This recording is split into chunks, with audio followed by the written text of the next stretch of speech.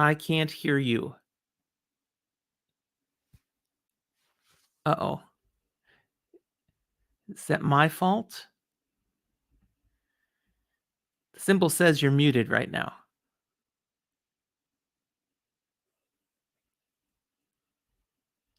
Yeah, it says you have no microphone. Now? So, my mic disconnected right as we were starting. Hi there. Man. It's Fantasy for the Ages. It wouldn't be without it. I'm Zach, the son of that equation. And I'm the father, Jim, who was talking before we went online about how Zach is the technical support guy for our podcast and YouTube channel. Yeah. No, funny story. So I prepped my notes up, which I have just sitting on my phone in front of me.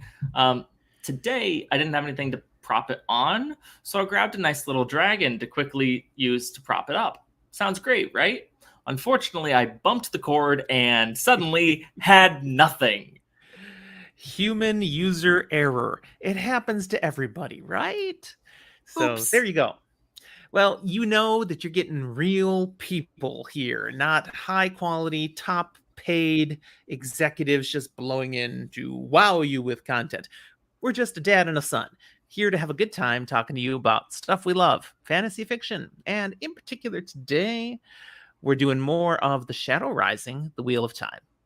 Now, Before we get speaking into of not being quite as high quality, things like that, it kind of ties Yes. into you have weird internet. How are you doing? Why do you have weird internet right now, Dad? I have weird internet? Why Just is that you my don't have internet your weird? home internet. I don't have the background that I usually would have. All right. That's because your mother had a compulsion. It wasn't an Aes Sedai that got She was to not her. compelled. She just felt this inner urge, this need to get out of town and get to the ocean. So this is Easter weekend. It's a holiday weekend. We actually had Friday off, she and I both. I didn't. So we decided we're just going to go find the ocean. And so I'm going to turn the camera around and you can see what I'm looking at here out the window. There you go. Got Yeah, that's ocean. not fair. It's just not fair. The ocean is not too far from you in Texas. Come on. It's not that ocean, though. No. And it's not that close. Yeah, this is just a 2.5 hour drive for us. And the weather has been gorgeous. This is the shoulder season on the Oregon coast, so it could have sucked. It could have just been rain. And actually, it was forecast to be nothing but rain and clouds. And we've seen mostly sunshine. There's some clouds out there today, but still no rain. It's been wonderful. So your mom had needs. I fulfilled them. Not that kind of podcast. And here we are at the coast. I was kind of hoping you wouldn't go there, but like, it's fine that you did. So I'm relaxed. We've had a good time. We even went wine tasting before the podcast. So I'm particularly relaxed right now. What are you up to, Zach? How you doing? I'm doing relatively well. I did work Friday. It was kind of insane, but it's fine. In other news, we recently have a channel on our podcast that, not our podcast rather, but our Discord server. It's relatively new. Yes, I come haven't join actually us. posted in it, but I think it's great. Called Read Now. It's whatever we're reading now, things we're talking about, and updating about that.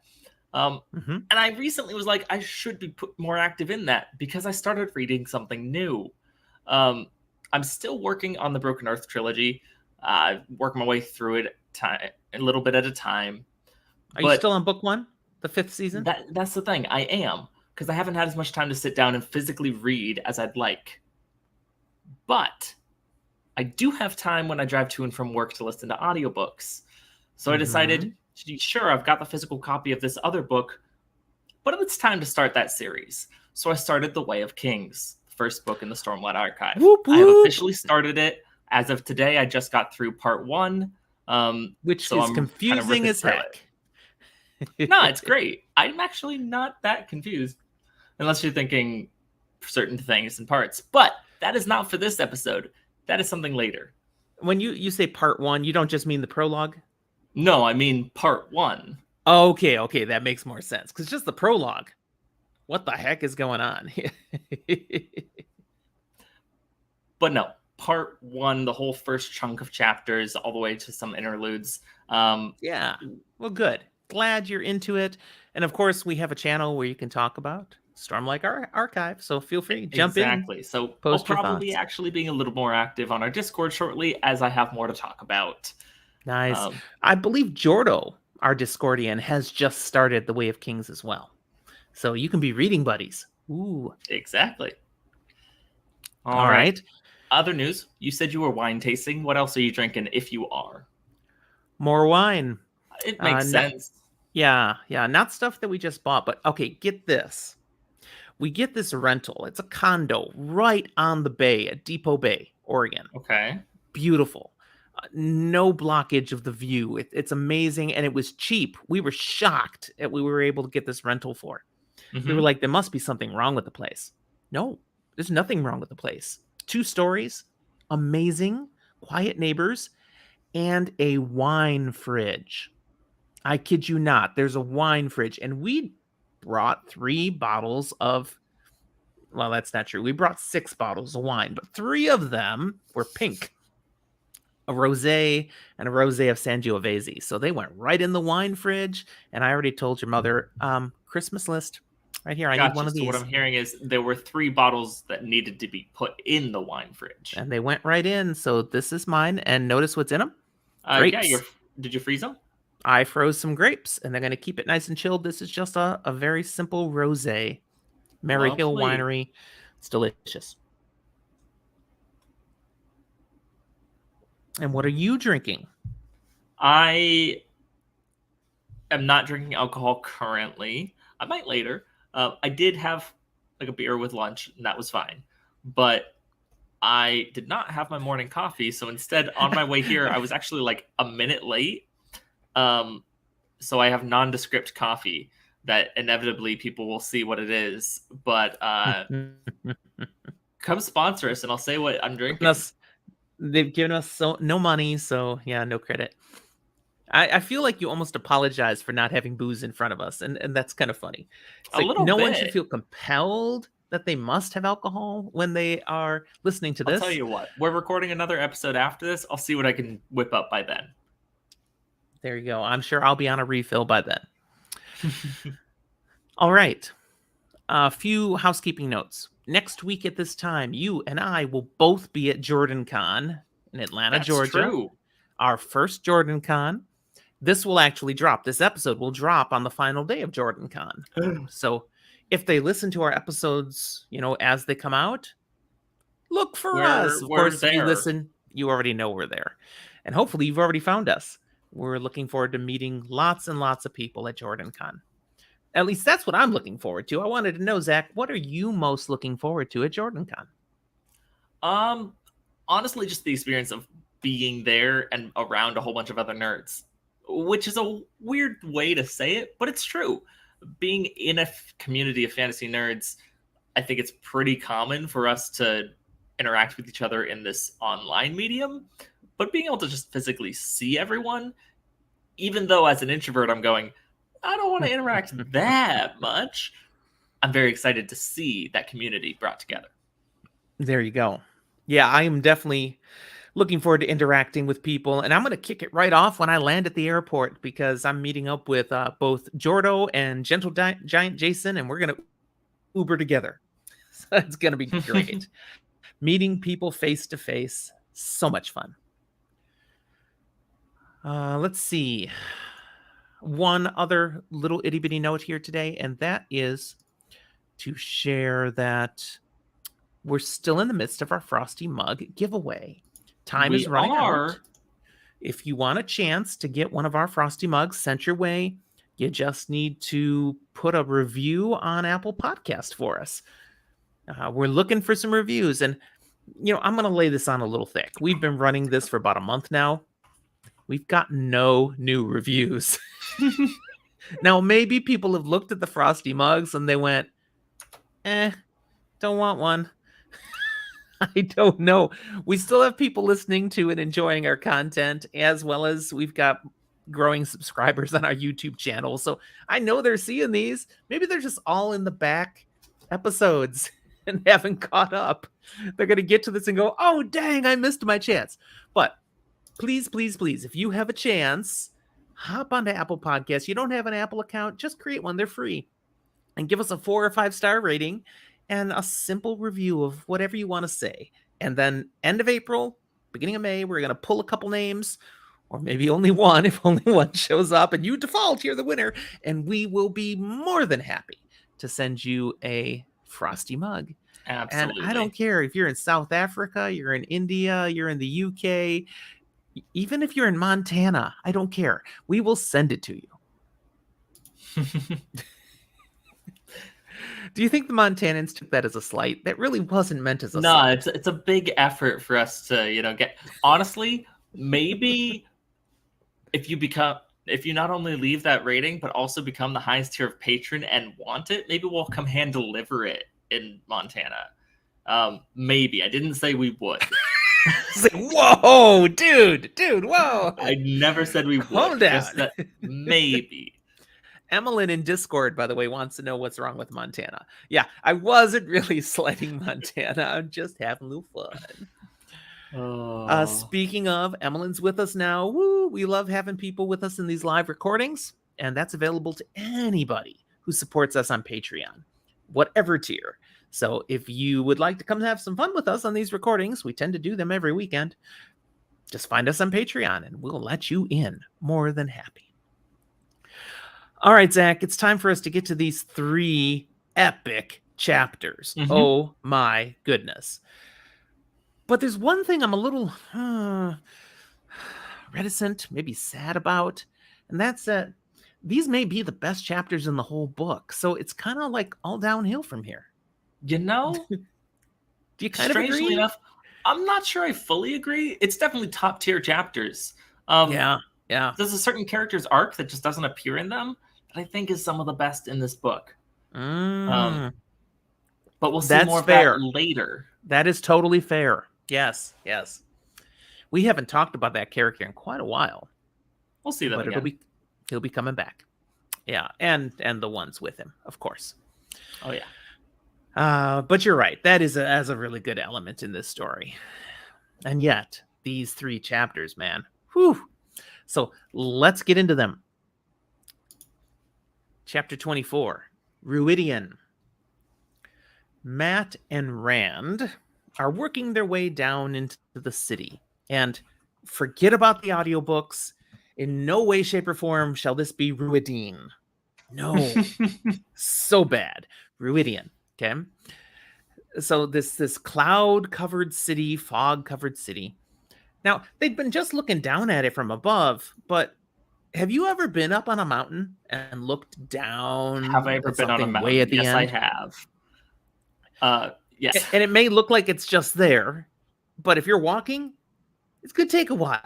So this has been a bit of a trek. Yeah. I mean, I think we've both actually been in positions where we've stood up on a mountain, looked down, and then walked to that spot.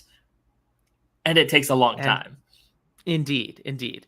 So this is no easy feat to just, quick, we'll jog down to the city. No, this is a journey. And as Emmeline's pointing out, and some women went down naked. Yeah. Those poor ladies. Because the boys, they're hot, they're sweaty, they're thirsty, sunburned. It is not pleasant, this journey down into the city. Speaking of naked ladies running by, we're in Matt's POV on this trip down to the city, and he swears he just saw Avienda run by. It's like, girl got no clothes. What's going on here?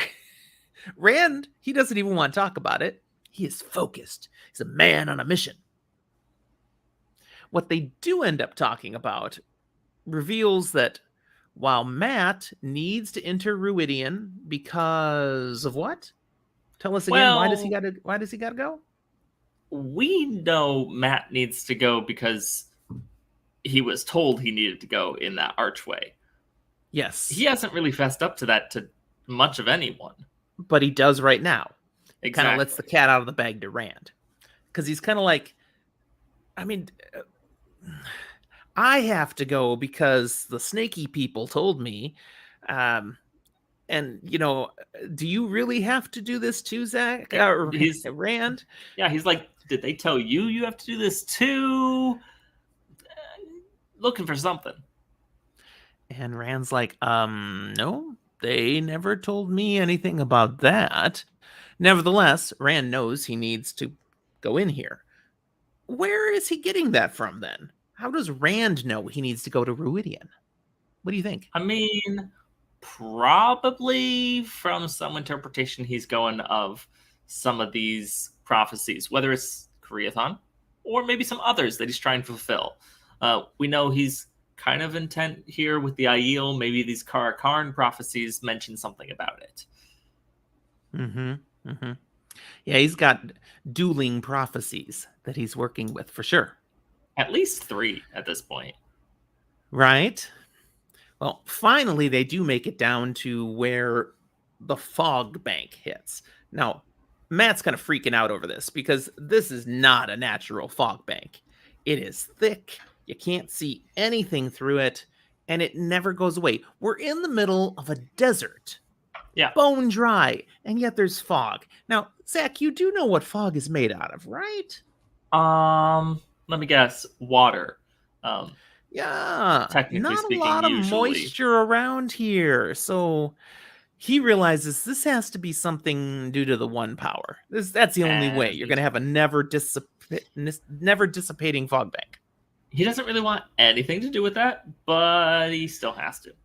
Yeah, it's like, okay, it's a one power thing, so let's walk through it. Ooh. And you don't know what it's going to be like when you go in. Yeah, it could be something that just straight up kills you. It could be fine. It burns. It burns. Now, this is a tradition the Aiel have done for a long time, so he can feel pretty confident he's going to be able to go in. I did hear that some of the Aiel who go down to Ruidion never come back. Yeah, that's not so encouraging. Gotta kind of wonder what's down in that fog that you can't see. It's almost like it's more of a mist, and we getting Stephen King in here. Oh, that's a good book, by the way. Short story, novella. The movie's not too bad either. The Mist, Stephen King. Yeah. But here they go. Rand walks in first. Matt's like, well, I got to follow now. And as we're in Matt's POV, he's in here and he's like, I can't see past my nose. This is so thick. I am like blind now. Fortunately, it turns out to only be a few paces thick. And he steps out into the clear. He's next to Rand still. And, well, he can still see fog. Just he's not in it anymore. It turns out the fog is a dome. So you can look up. The other Stephen King book, Under the Dome. Nice! Good one. I like that. That's exactly what it is. Except apparently you can walk through this dome as they just did. So it's light inside, but they can't see any sun. It's just the light shining through the fog. And before him now, before both of them, is this enormous city. This is a city, Rhuidean, that looks nearly on the scale of one of the great cities of the world, Cairhien, Tyr, Tar Valon. Not quite as large, but that sort of magnificence in the structures, the buildings. Granted, as they look,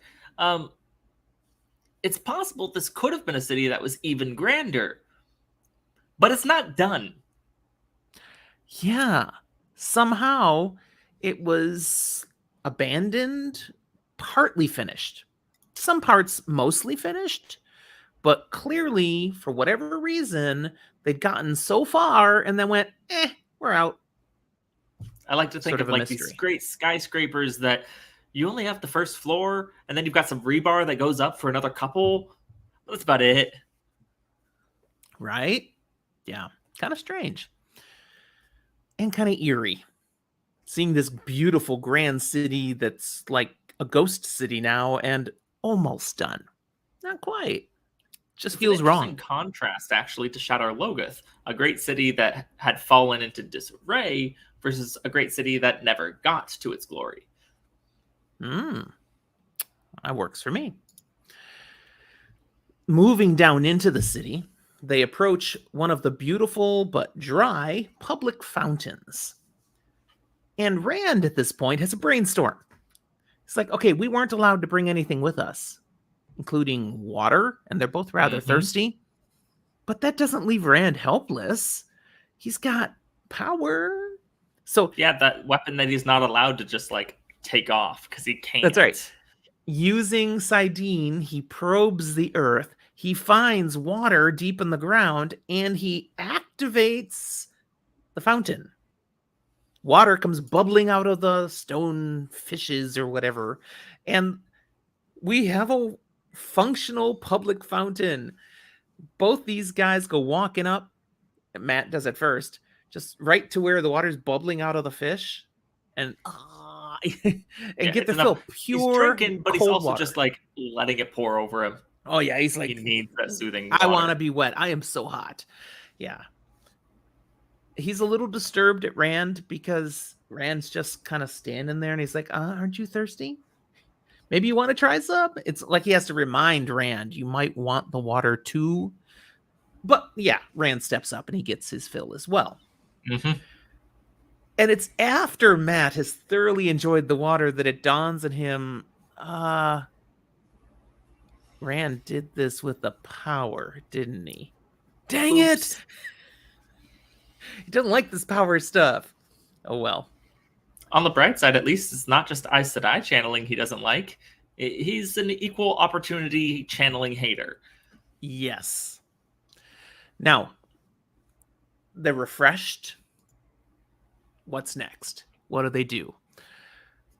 Matt especially has to figure out, is there something he needs to do? Because he had to come to Ruidian or he would die. Well, I'm here.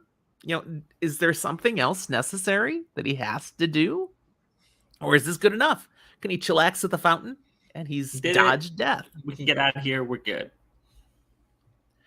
Rand, same problem. He knew he had to come here. He's got to figure out what that means. But he has a little more information. The wise ones told him he needed to go to the heart. And he's assuming that would be the city center, the heart of the city. So he's going to move that way. And Matt's like, well, I got nothing better to do. I guess I'll tag along. As they're walking through the city, Matt's feeling more and more uncomfortable because it's an abandoned, spooky city. It's a ghost town. All these empty windows.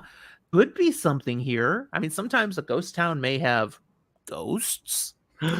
It could have anything hiding in it, though. It's a little unsettling, and he's not sure what to make of it.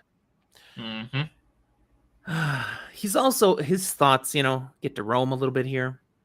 He's frustrated at the wise ones. Because, worried about what might jump out at him. It'd be nice to have a weapon. And they wouldn't let him bring any of his weapons. That's not cool. He also is thinking women who channel suck.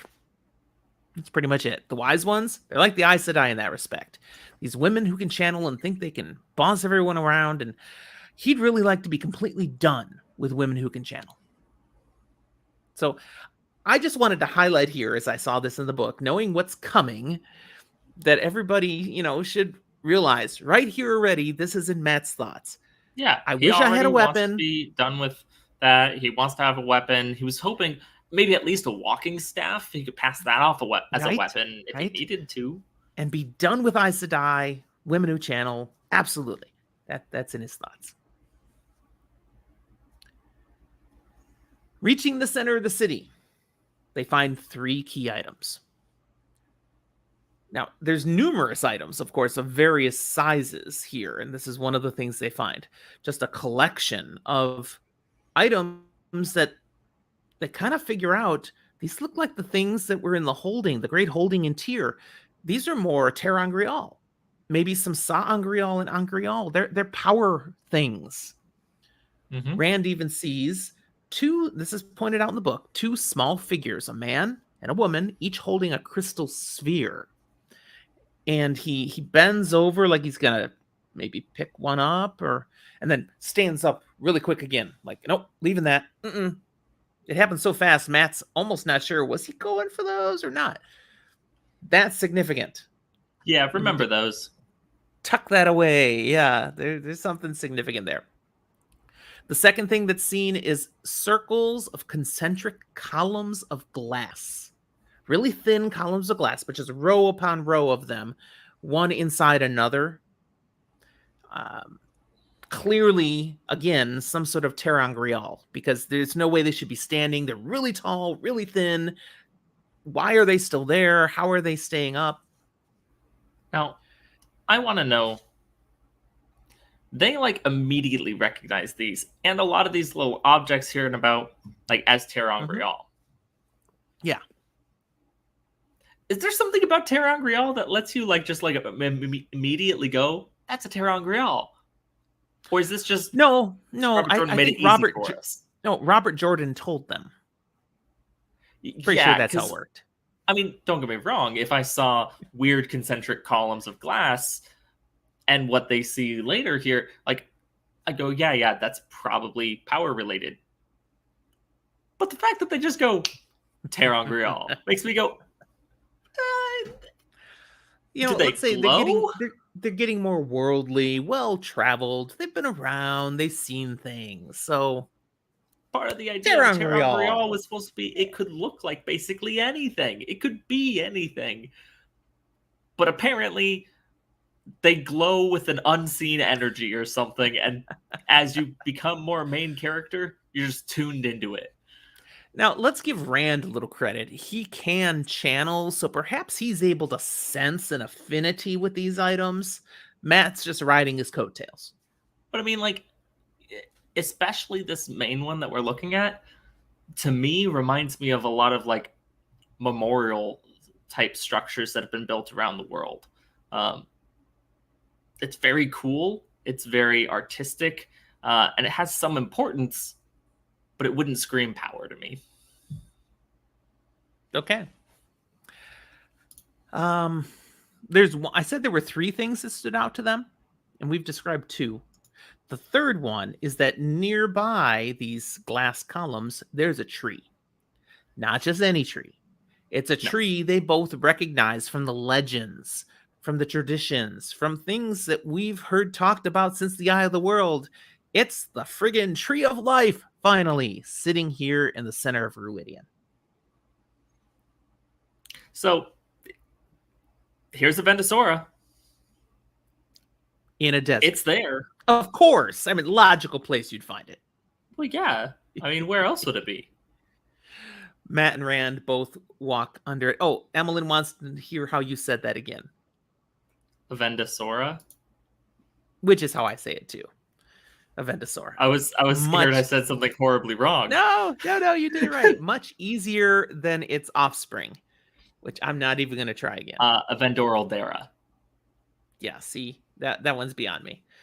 But a Vendosora. And Matt and Rand, they both walk under... Emmeline's clarifying. I didn't see the question soon enough. So she wasn't challenging your pronunciation. We just hadn't seen the question yet. That's good. They walk under the branches of this tree and peace, contentment, calm. It has an aura, basically, that everything feel all right. Not bad. So what I'm hearing is it spits out like some chemicals that mess with your pheromones, brain, probably pheromones. Yeah, something that's gonna make you feel good. But what Rand and Matt are thinking is this is amazing, and Matt in particular is like, I can kill an hour or 2 here, or 3. I don't really need to do anything right now, do I? I'm chill.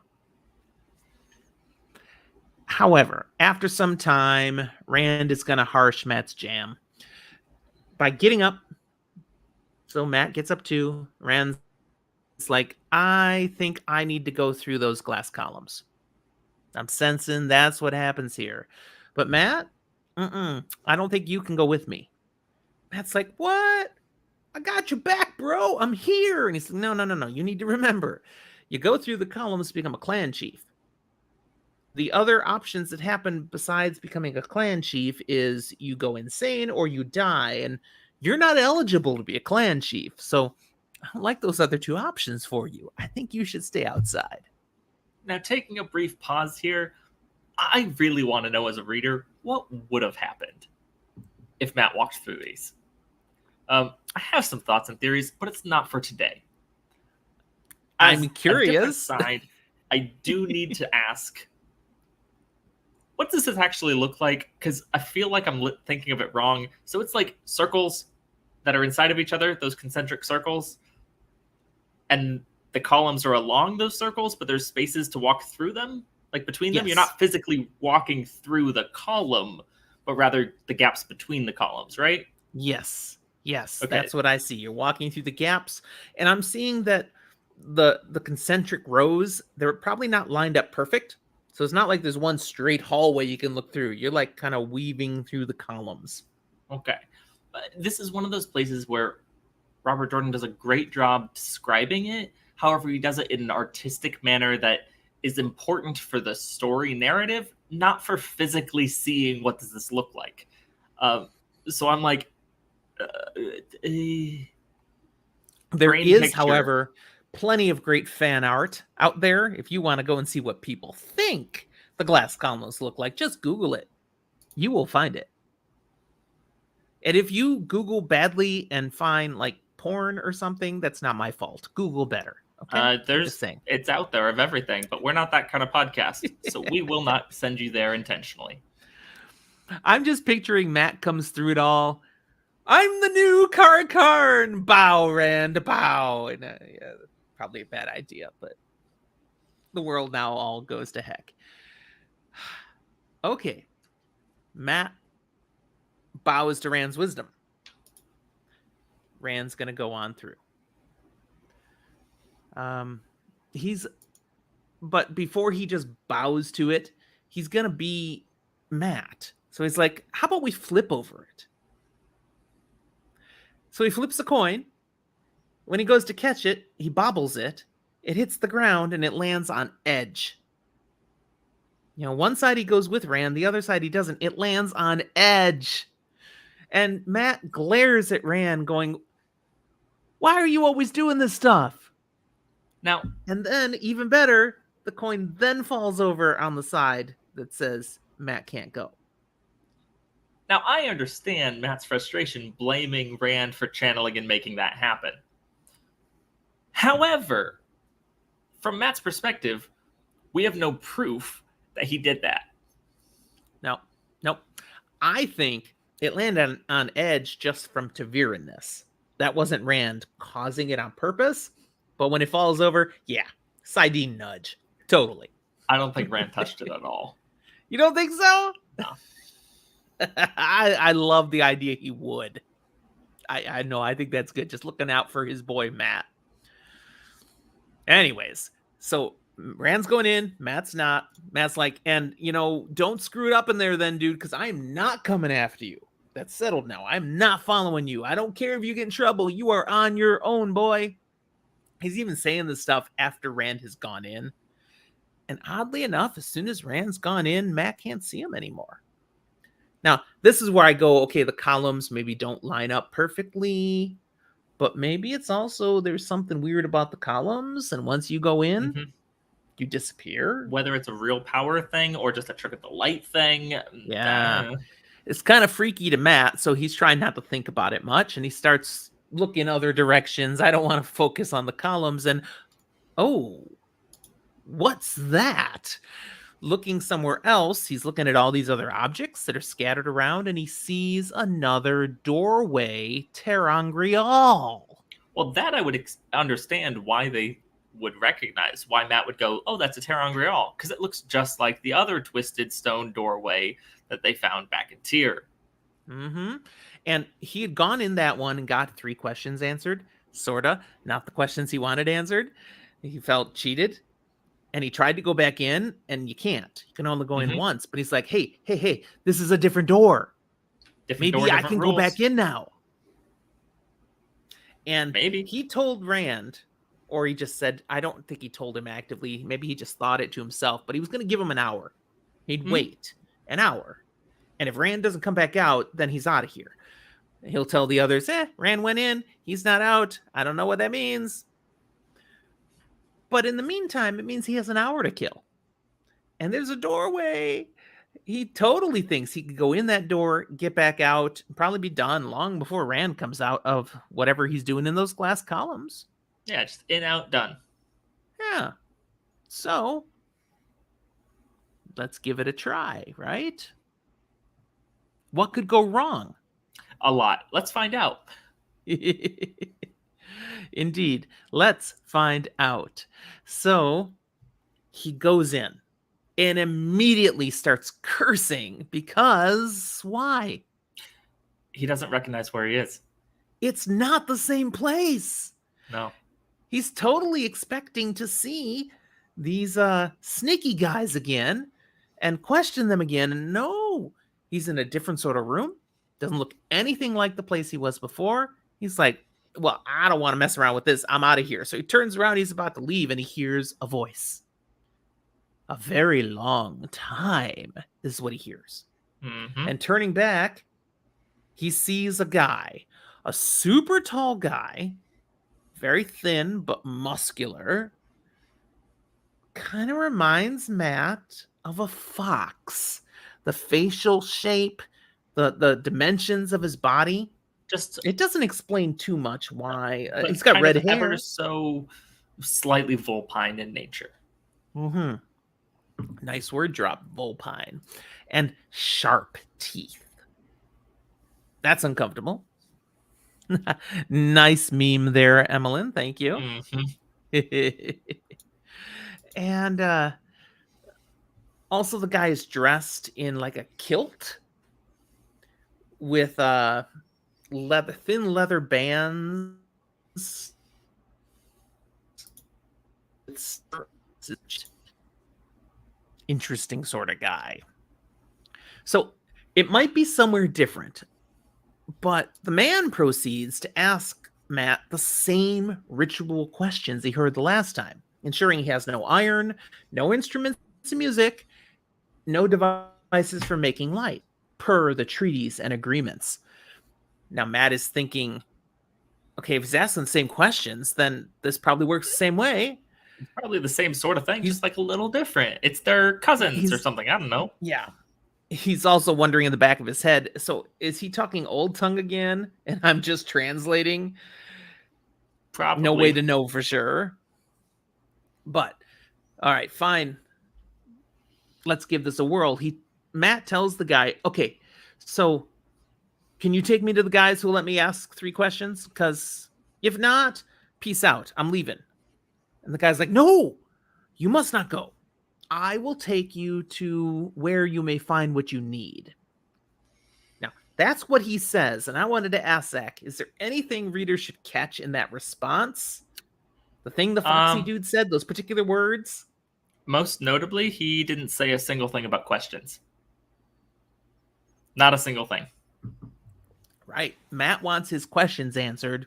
The guy says, you'll get what you need. Yeah, that is a key difference. Matt doesn't really notice the difference too much. He's just ready to roll. So, Matt is led by this guide down a lengthy walk through the place, kind of back and forth, circuitous. In fact, Matt's pretty sure he's getting led on a goose chase because they walk right past the room with the door thingy multiple times. And he's like, he's sure it's the same one because his footprints are still there. It's all dusty. Yeah, the only the guy reason said this really exists is basically the same theory of you put a bag over someone's head, kidnap them in the van, and then drive around for 20 minutes before you go to your destination, even though it was only a 5-minute drive away. You want to get them lost first. Yeah. And so he gives some harsh words to this Fox guy. You know, do you think you're pulling a fast one?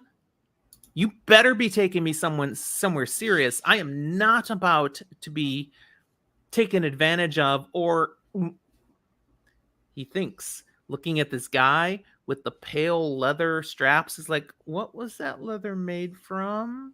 It looks flesh colored. A little uncomfortable there now. Eventually, however, reaching according to what Matt is recalling, a place they've been multiple times already. But now, going into the room, it's something totally different. Wait a second. This isn't what was here before. But now it is. It's a star-shaped room. And at How the many point... points? What's that? How many points? 5. 5 points is what I have to ask because stars can be different things. I believe it is 5, partially because I think we get told there are 5 pedestals as well. Correct. A pedestal at each of those spots. So he kind of turns around looking at each of these, and he's remembering his last visit where there had been pedestals, and on top of each pedestal was one of the snaky guys. But there's nobody on top of these pedestals. It's like the room's empty. So then he turns back to look at his guide, and oh, the guide's gone. Wait a second. More importantly, the door's gone. Well, shit.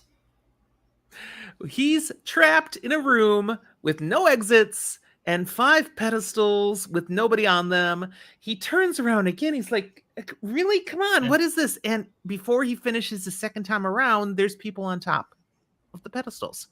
Well, that's convenient. More of these foxy guys.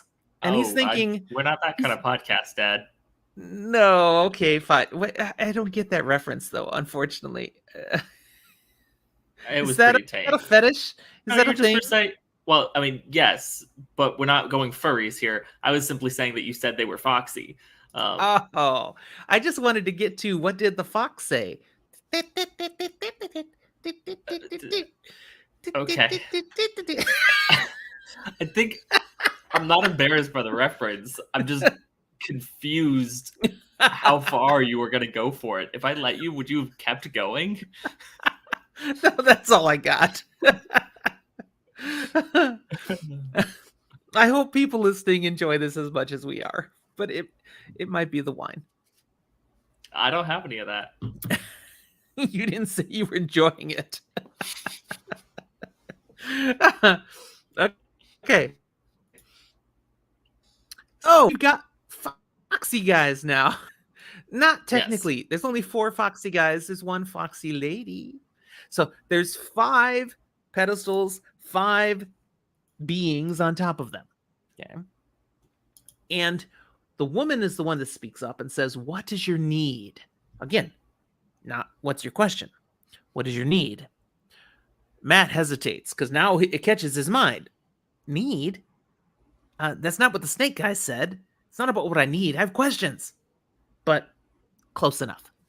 So he asks, who is the daughter of the 9 moons and why do I have to marry her? Do you see what he did there, Zach? He definitely tried to ask 2 questions in one. It's almost like he's going, well, if I make it a run-on sentence long enough, it's all one question, right? There was only one question mark. One question. That's right. Well, it doesn't work because all he gets is silence. They don't respond to the question at all. They just stare at him. That's not very kind. Yeah. They're still waiting for something, apparently. Matt's a little frustrated. He's like, well, you know what? What comes out of him and what goes on is too important to just talk about. We need to dramatize this. Is where I'm going here. Yeah. So for the very end of this chapter, we're going to read it. Zach is going to play the role of Matrim Cawthon. Well, I won't go that far, but I'm going to read it. And I'm going to attempt to bring to life the fox people, as well as narration that seems to be appropriate, as Matt presses for what he needs. So, pick it up, Zach. What you got? You're supposed to answer, he said. Silence. Burned your bones to ash. Answer me. Who's the daughter of the 9 moons, and why do I have to marry her? How will I die and live again? What does it mean that I have to give up half the light of the world? Those are my 3 questions. Say something. Dead silence. He could hear himself breathing. Hear the blood throbbing in his ears. I have no intention of marrying, and I have no intention of dying either. Whether I'm supposed to live again or not. I walk around with holes in my memory, holes in my life, and you stare at me like idiots. If I had my way, I would want those holes filled, and at least answers to my questions might fill some in my future. You have to answer. Done, one of the men growled, and Matt blinked. Done? What was done? What did he mean? Burn your eyes, he muttered. Burn your souls. You're as bad as Aes Sedai. Well, I want a way to be free of the Aes Sedai and the power, and I want to be away from you and back to Ruidion. If you will not answer me, open up a door and let me... Done, another man said, and one of the women echoed, Done. Matt scanned the walls, then glared, turning to take them all in, standing up there on the pedestals, staring down at him. Done? What is done? I see no door, you lying goat-fathered... Fool! A woman said in a whispered growl, and others repeated it. Fool, fool, fool. Wise to ask leave-taking when you set no price, no terms. Yet fool not to first agree on price. We will set the price. They spoke so quickly he could not tell which said what. What was asked will be given. The price will be paid. Burn you, he shouted. What are you talking? Utter darkness closed around him. There was something around his throat. He could not breathe. Air. He could not. Ellipse. End of chapter. Punctuation question, because is it stylization or is it fact? If you end a sentence with an ellipse, do you put a period at the end as well, or did they just choose in the publishing of this to put 4 periods instead of 3 for their ellipse? You put a period at the end. Interesting. I didn't actually know that. That is what I understand as the correct action. All right. Wow. That's where we leave Matt Cawthon. We don't know what happens at this point. I'm sure he's fine. Well, we'll find out, because we're going through the next 2 chapters, and we're jumping over to Rand, but teaser, we'll get back to Matt eventually. But we got a bunch of Rand stuff to go through. Yeah, now. What a spoiler. You just said we'll get back to him. What if he was dead? That would be getting back to him. His dead body. That's still finding out what happened. But Rand has an experience walking through the glass columns, and I want to learn about that. So let's do chapter 25. The Road to the Spear. Rand has walked through the first column, and he paused. Looking ahead and to his right, he can see another man, an Aiel, about 6 or 7 paces farther into the columns. And it strikes him as funny that he hadn't been able to see that guy when he was outside the columns. But now he can. That guy, he can actually see kind of what the guy's doing, how he looks. Mm-hmm. He's just standing there, but his eyes are wide open, like he's seeing something else, not what's actually in front of him. He's having a bad trip. Yeah. Whatever it is he's seeing, you can tell he doesn't like it. Like there's a grimace on his face, almost a snarl. Now, to understand that just a bit further, you got to know Rand isn't like right behind the guy. The guy's like off to the side and ahead. So he's got an angle view. He can see what this guy looks like. I always think ahead, in this case, as closer to the center. If we're moving closer inwards on this circle. Nice. So he's coming from a different angle. Exactly. Yeah, that works. I like it. Okay. At this point, the book is going to take us on an amazing narrative that honestly, for most first-time readers, leaves them a little lost and confused. That was not my experience. When I read it for the first time, I freaking loved it. I mean, initially, I'm like, what's going on? But by the time you get to the end of the sequence, it made perfect sense to me. Mm-hmm. Your mother read this and was like, what? So not everybody has that experience. And I wanted to know for you, Zach, the first time you read it, did it all make sense? Or were you left a little lost? Like, it made sense. I understood what it was telling me and what was going on. But the implications and some of the details that were given don't make sense till at least the end of the book, if not the end of the series. And so bits and pieces here and there have weight moving forward for a long time, and it definitely means more on a reread than it did the first time.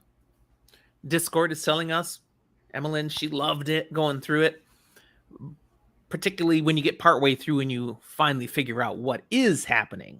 Then it's like, whoa! But of course, as you just said, some of the things you learn don't fully come to understanding until you get to the end of the series. So Emmeline doesn't know that yet. And we won't spoil it for her. Just lightly. That's right. Spoiler light. So again, as Rand's preparing to move further into the columns and see what's going to happen, he has seen that guy up ahead of him, and he figures that guy has to be Muradin, that Shido person he'd heard about, Couladin's brother, who was striving to be the new clan chief. And Rand kind of takes some encouragement. If this Shido guy has already made it that far, Rand should certainly be able to get that far too. There shouldn't be a problem, right? So he takes a step further in, and bam! This is when something starts to happen. So let's clarify what's going on here. We're not going to make people listen to this have to wonder what's happening. We're just going to tell you. Rand is going to experience the history of the people now known as the Aiel. Now, that being said, he'll experience it in unique ways, two specifically to be mentioned. One, he's seeing in a first-person perspective. He's becoming historical people and experiencing what they experienced. The other side of things to this that makes it confusing on a first read is that he's experiencing it backwards. Yes. So the first vision he'll have is the most recent of the events he's going to experience. And there's some nice writing by Robert Jordan here, because he sticks to the unreliable narrator through this. So you only understand and process and get what the person Rand is becoming knows. The perspective that person has. With more knowledge later, you can fill in some of those gaps, but it's not a clear, we are told this. And that's a very clever way to do it. Absolutely. It's one of the reasons I just love this. It's done so well. So, first vision. Rand has become Mandane, or Mandine. I like Mandine. Just because it's more German in pronunciation, and that's where my brain goes.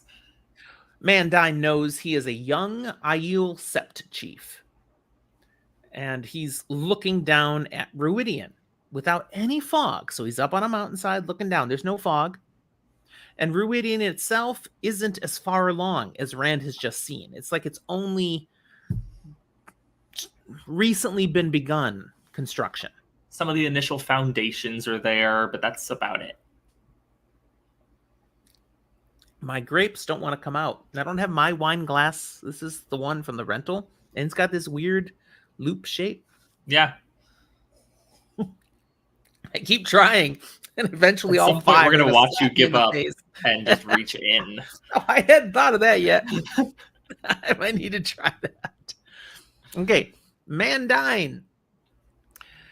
He is Mandine now. So through the experience of what he sees with Mandine, Rand learns a few things.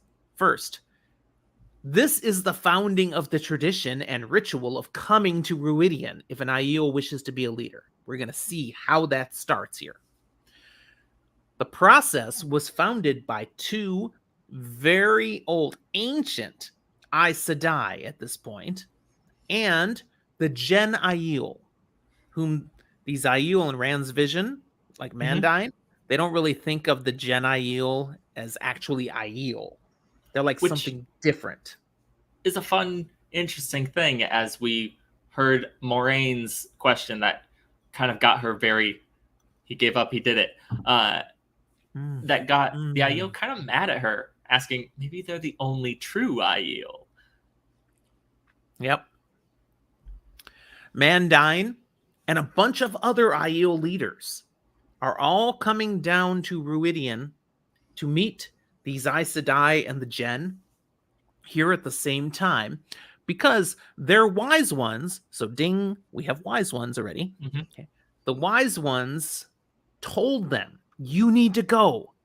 Any of our groups of Aiel who don't go to Ruidian now will be gone within 3 generations. Now, I have to ask, do you have a sense for about how long ago this is? Because I know from this point, we can kind of usually get a sense of how far back we're going each time. But this first one, I don't recall if it gives us a good kind of guesstimate. It does not, but when you work through the families, the generations and such, I'm going to place this about 2,500 years ago. That's kind of, I would have put it more like 2,000, but it definitely is. The first one we're going back to is still very long ago. Yes. And this tradition of going to Ruidian has been in place for however long since that time. Yes. So this is where we're starting. It's, again, the origin of leaders needing to go to Ruidian. Now, why do they need to go to Ruidian? Well, up to this point, most of the Aiel of the time were avoiding the Gen. They don't like the Gen. They don't understand even why the Gen were building Ruidian. You can't protect a city like this. It's indefensible. What are you doing? It makes no sense to the Aiel. Besides avoiding the Gen, we also learn they avoid the Lost Ones. These people who wander around searching for a song that could bring back the lost days. Does that remind you? I don't think it's crazy to say this is the Tinkers, the Tuatha. It fits the bill. Right. We've already learned Tinkers can come through the Aiel waste without being harassed because the Aiel avoid them. They stay away. They don't like them, and So that's that's the way already a that thing. they kill them. They just avoid them. Right. We learn here that already Aiel do not carry swords. It is forbidden.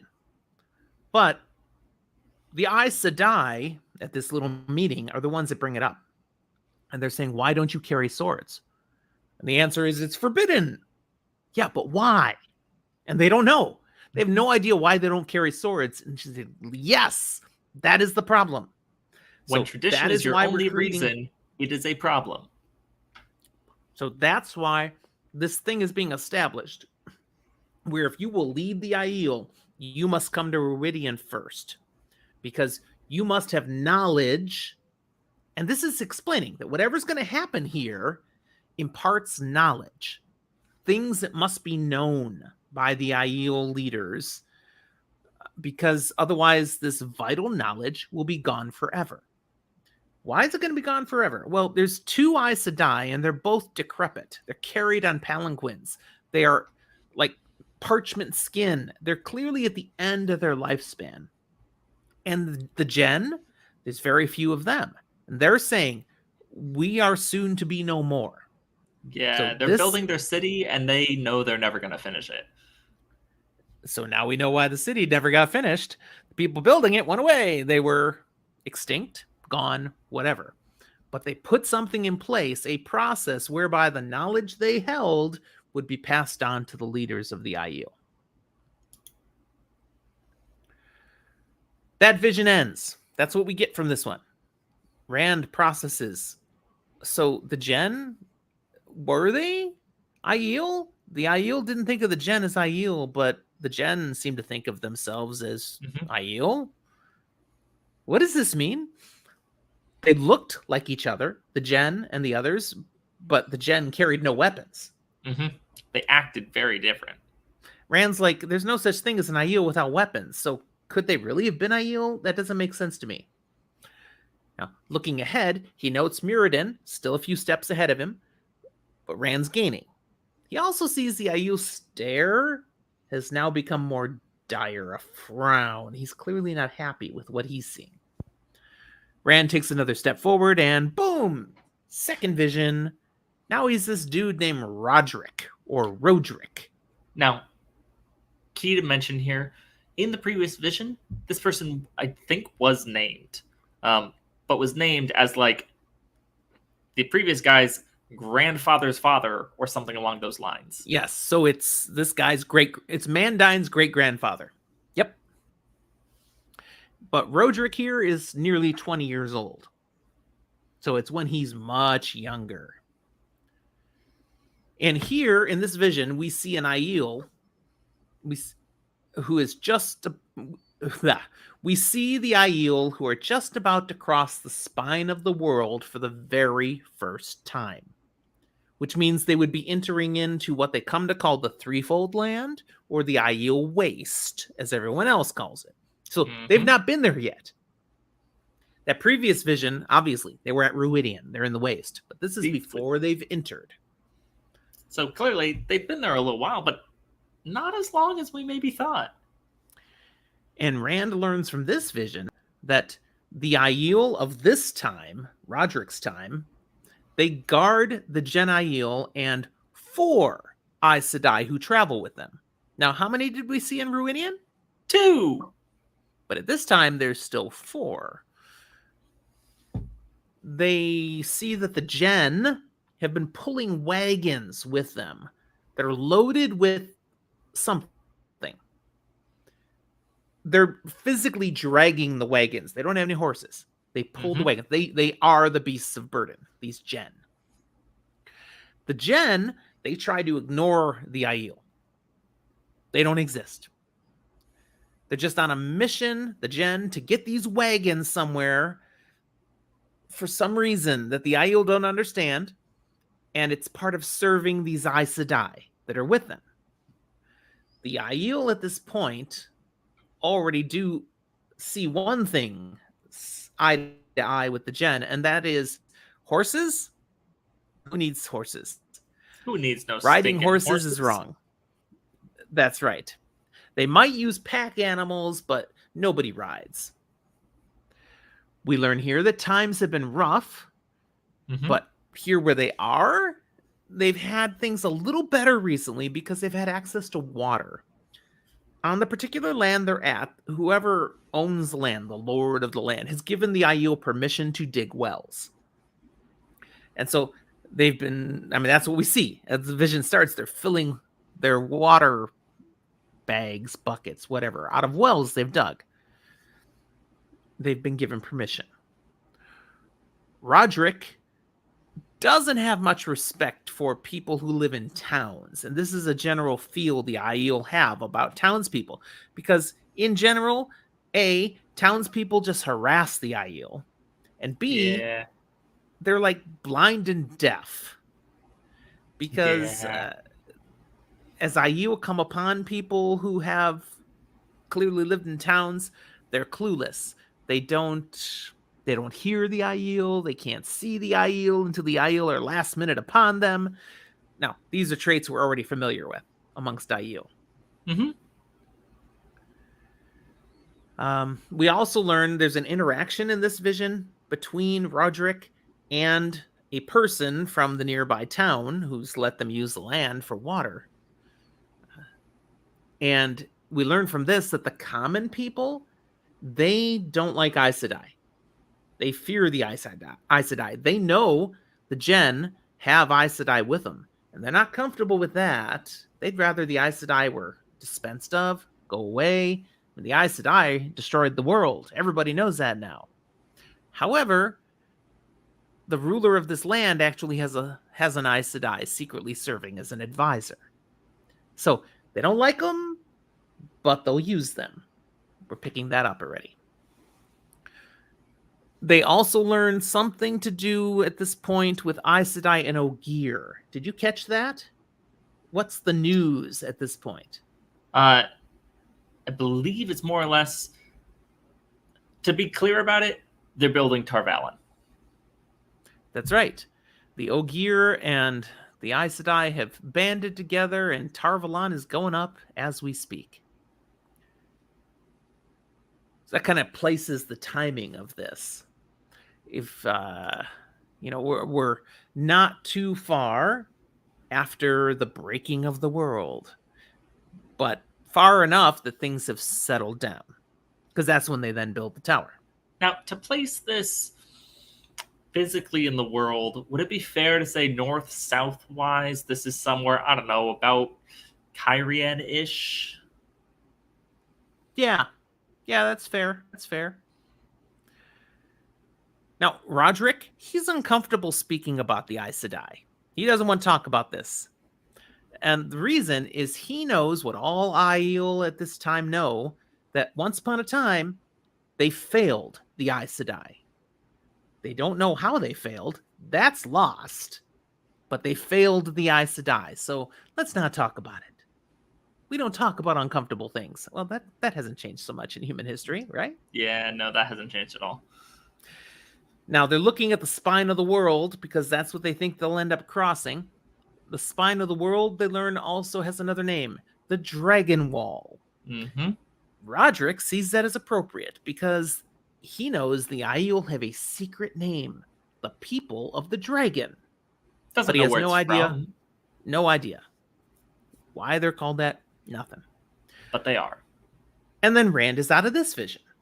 And he's reeling at what he's processing, particularly from how he sensed the world as Roderick. I mean, they were Aiel, and then there were the Gen, and then there were enemies. That's kind of how Roderick saw the world.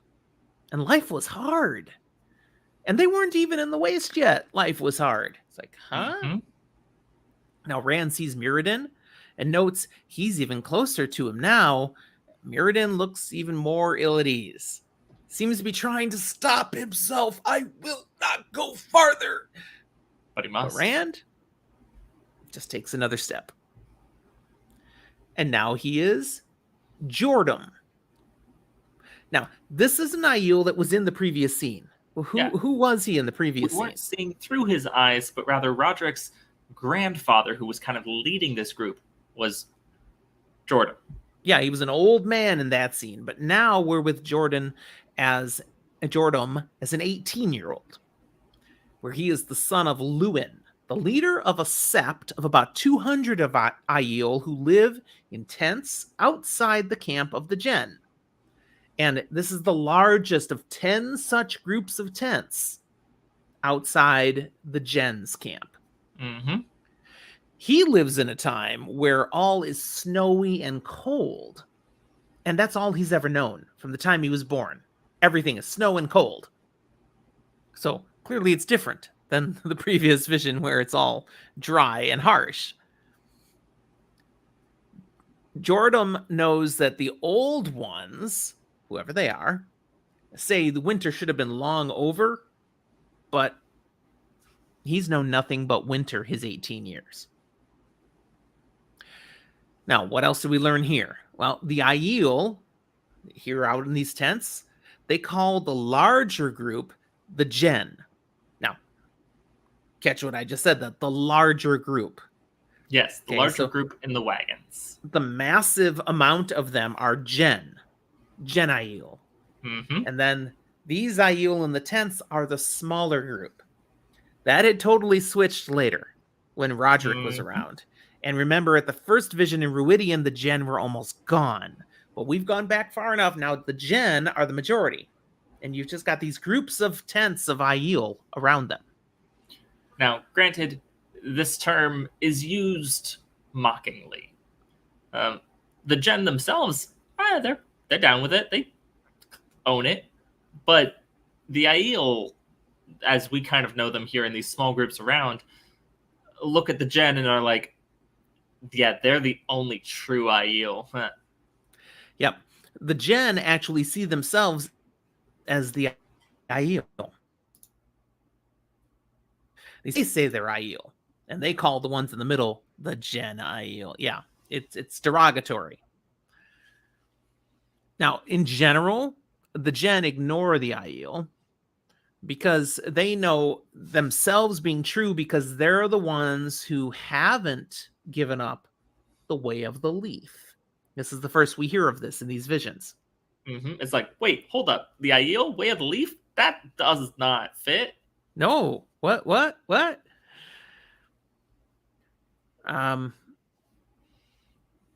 The only time the Gen actually acknowledge these Aiel in the tents is when something happens to them that they can't abide, they can't accept.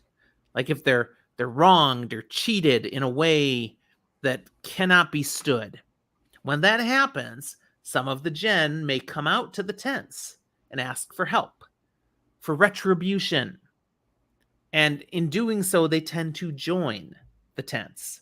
They become part of this other group, these Aiel. Because once you pick up a weapon and join the Aiel, there's no going back. That's what we learned. When you leave the way of the leaf, you cannot find it again.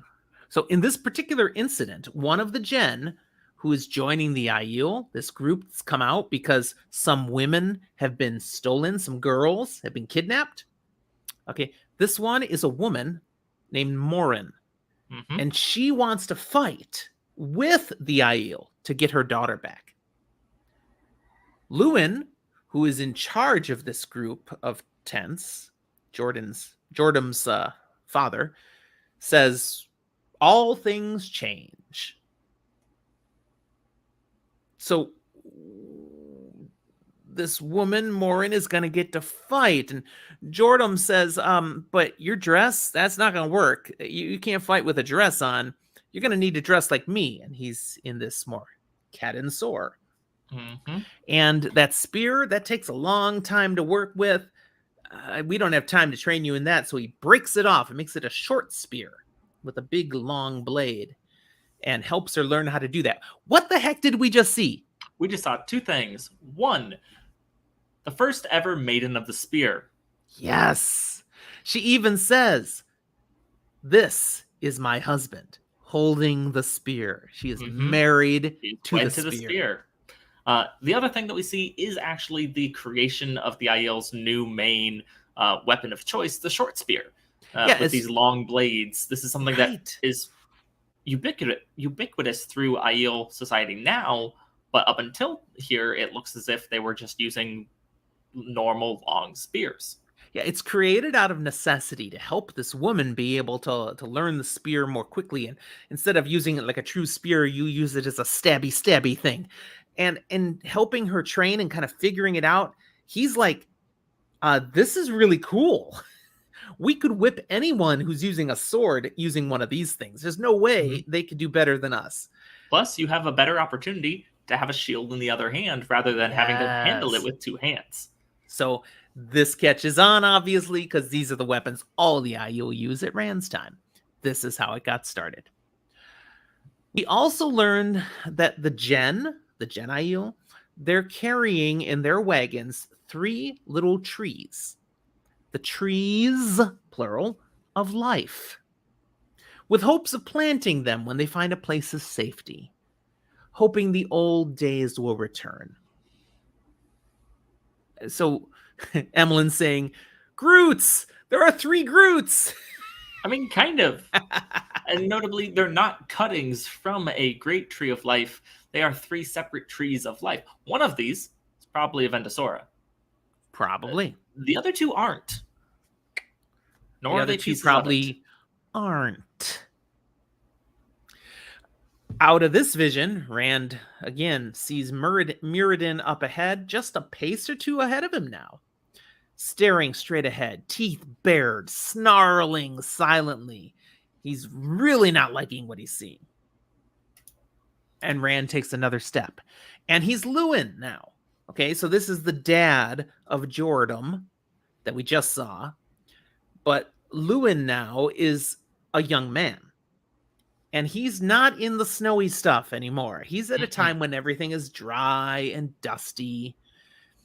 And as Lewin, Rand is about to experience how the Aiel, as he knows them, first started on the path to what they've become. This is huge. See, what had happened is Lewin's sister and another girl, the sister of 2 of his friends, have been kidnapped. The Aiel, they're ready to mourn the loss. Like, oh, they're gone. There's nothing we can do about it. But Lewin and his friends are like, heck no. We're going to go get them. This is wrong. Now, Lewin's grandfather, who's basically raised him for many years, Aiden, he's the leader of the Aiel. And that's his core conviction that You can't do anything about what happens to you. He's a pacifist. The You way know, of you the just leaf. roll. Stick to it. Yep, you got to roll with it.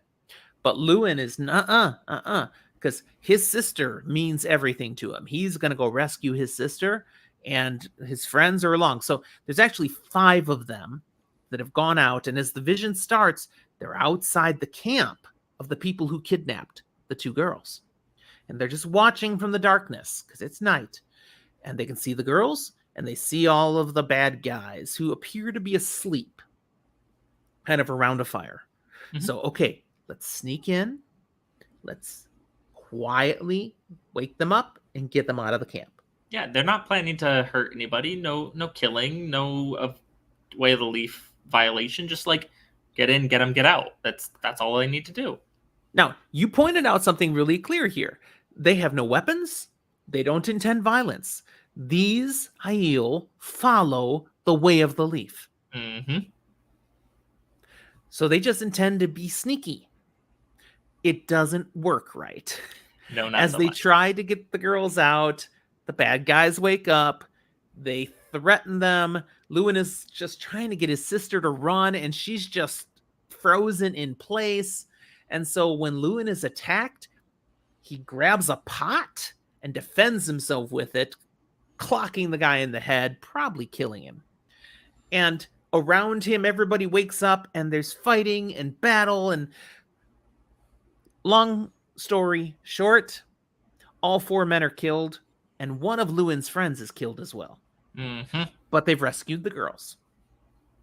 But they killed people, and they're all kind of shocked at what just happened. They did not go in, like you said, they did not go in planning to kill anybody. It just happened.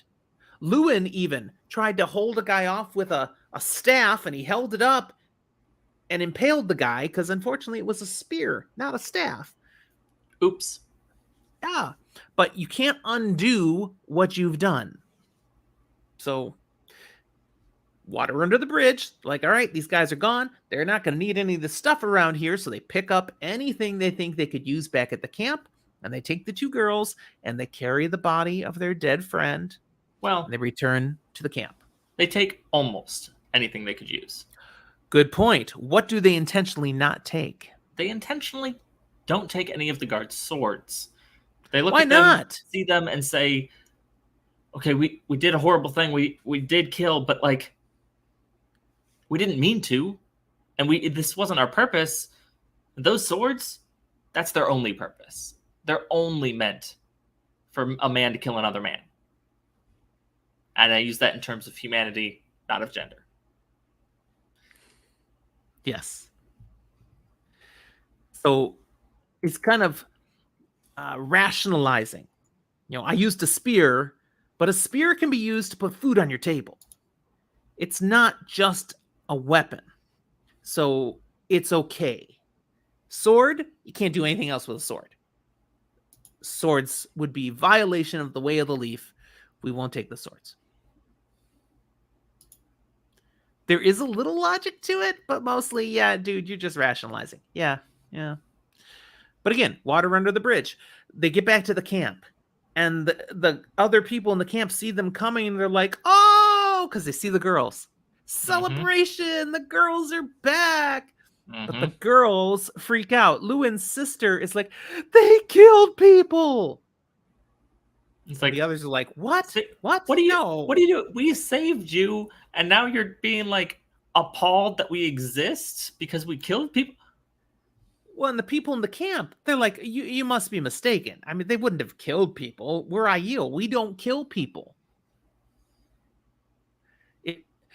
What? And his grandfather comes out. Now, his grandfather, Adan, again, or Aiden, who's mostly raised him, declares there is no reason to ever kill a man. We do not kill. It violates the covenant. That's the first we've heard that phrase, the covenant. He says, by so doing, you are not Aiel. You are strangers. You are no longer welcome. And he turns his back. They've been shunned. Yep. And Lewin's like, it's a collective thing. It's not just him. We're Aiel. We're still Aiel. He's, got it in his head. We didn't violate the way of the leaf. We didn't use a sword. But there is a clear separation here. You are not us anymore. The vision ends. Rand's brain is spinning. It's like, whoa. And in part, he's spinning because he just lived this life, this experience of Lewin, who was not a warrior, but called himself an Aiel. He knew nothing of weapons. He wasn't carrying weapons. He knew nothing of killing. How can this align with this is what the Aiel are? And then he sees Muradin nearly level with him now, whose face is full snarl. He's sweating. He clearly wants to be somewhere else. This is not going well for this Aiel warrior. Yeah, Rand's a little better off right now. Rand takes another step, and the chapter ends. And then the next one starts with him taking that another step. Yeah, because we can't leave off here. But there is a good reason for the chapter to have ended and moved to a new. We just saw the birth of the Aiel. But now, chapter 26 is called The Dedicated. We're going to have the journey of how other people came to the point where they would then start turning into the Aiel. So, the first of these second set of visions has Rand becoming Aiden, that grandfather from the previous vision, who disowned Lewin and his friends, banning them from the Aiel. Now, we're only 12 years further back here, because Lewin is here too, who was just 18, but now he's a young boy. Okay, I think 12 years is right. It might only be 10 years. Math would say he was 8 years. He was 18, right? No, 12 would be he would be 6. Math is maybe hard. He was. Yeah, no, I'm right. He was 6. My notes are correct. My memory was wrong. This is why I take notes. Math 12 is hard, years okay? further back. It's fine. So he's just this young kid at this point, because what we've come upon is there's been this horrible attack on the Aiel. One of many attacks that have apparently happened over time. And women of the Aiel are being carted off by those who attacked. There's a whole bunch of people dead. Aiden has his 2 grandchildren with him that he's managed to shelter. Lewin and Maigen. We didn't say her by name, but that's the one Lewin was trying to rescue in the last one. Okay. He's got them both. Their father was just killed in this attack. Which Mother is okay, fortunately, but their father dying is one of Aiden's last kids, like the last of his kids to die. It is the last one. All he has left are these grandkids. The Aiel, we learn, have been having a really hard time. They have been hauling wagons of items that were entrusted to them by the Aes Sedai for safekeeping, holding ter'angreal, other items of the power, and cuttings of Korra trees. But this last raid just stole their horses. I have to ask, how do you say the name of the trees? I say Korra. Chora. I always say Korra, like chorus. Korra. I have no problem with it. I just always thought Chora trees. Could be. But for me, it was always a Korra tree. We'll have to see. Emmeline, what do you say? Korra or Chora? Or something else. She thought it was Chora. She's with you. I like it, but I also, Korra is actually easier to say. So I'm okay with whichever. We don't need to talk about them too much more. I might have to look it up in the Watt Encyclopedia and find out what they say. But not for now. So they've been hauling these things around. They are committed to hauling these things around. This is clearly a mission that the Aes Sedai had given them. Aiden doesn't understand why it's their mission to haul this stuff around to try to find a place of safety for these things. But the fact that the horses are gone doesn't matter. We are still going to haul this stuff. It's our mission. Now the Aiel will be the horses. Many of the Aiel, however, after this attack, they're like, we're out. This is it. It's too much. Partly because they remember the stories of how it wasn't always like this. Why do we have to keep going around from place to place just getting attacked by everybody? There was a time, the stories say, when the Aiel would sing and have peace and were looked up to by others. And we want to find that time again. So this group says, we're leaving. We're not taking any of this stuff around anymore. We're going to go try to find those songs and find that time of peace again. What are we seeing the birth of here, Zach? Well, a couple things. The one most recently that you just mentioned here and now is the birth of the traveling people, the Tuatha, and their search for the song. Aiden says, guys, don't. You'll be lost. You will be AKA lost ones. The Lost. Yes. We also did see the fact that their horses all got stolen and all that. This is also the birth of Aiel saying, we don't need no stinking horses. Nope. Their disdain for riding on them comes from the fact that they didn't have any anymore. That's right. That's all. Even though the ones departing remain committed to the way of the leaf, Aiden says, you are not Aiel anymore. You have abandoned our mission. Because that's the thing. So that's where we get these Tuatha. They know about the way of the leaf, but they went off mission. The Aiel stay true. Many of the items entrusted to the Aiel at this point, this incident, get left here. Because the Tuatha take about wagons, stuff out of wagons. They only take with them food and water. So there's not enough wagons left to carry these items. Mm-hmm. This explains why in Ruidion, Matt and Rand have seen a bunch of artifacts, ter'angreal and stuff, but others have been found elsewhere, like the Dora ter'angreal in Tyr. We actually see that knocked off one of the wagons and left on the ground. There is a reference here in this vision to women being able to see the future in their dreams. Mm-hmm. Now, that's actually been mentioned in a few of the other visions too. I just didn't highlight it in my notes. But it's a through point that amongst the Aiel, there are a few women from time to time who can dream. They are dreamers. They can see the future. Just like wise ones, there's a few wise ones at Rand's time who can do this. This has been part of their culture throughout their history. Literally millennia. Yes. One more key note here. Aiden has already lost most of his family. We saw a son that just died here now in this battle. Others have died from illness, from violence and other attacks. But one, a son, had committed suicide. Did you catch that? And why he killed himself? Because this is still post-breaking of the world, and he had begun to channel. Yes. Rather than go mad, have the horrible things that are going on, all this horribleness of men who can channel, he ended it. Yeah, he walked off a cliff. They know there's no good ending for a man who can channel. So, okay. Ooh. Rand comes out of that vision. He's confused. The way of the leaf? That's not an Aiel belief. But these Aiel follow the way of the leaf. What? But still, Rand is better off than Muradin. His eyes are bulging now. And he's looking like he's seeing the death of everything he's ever known. Not a good place for this guy. Yeah, it is. They both step forward again. And now Rand is Jonai.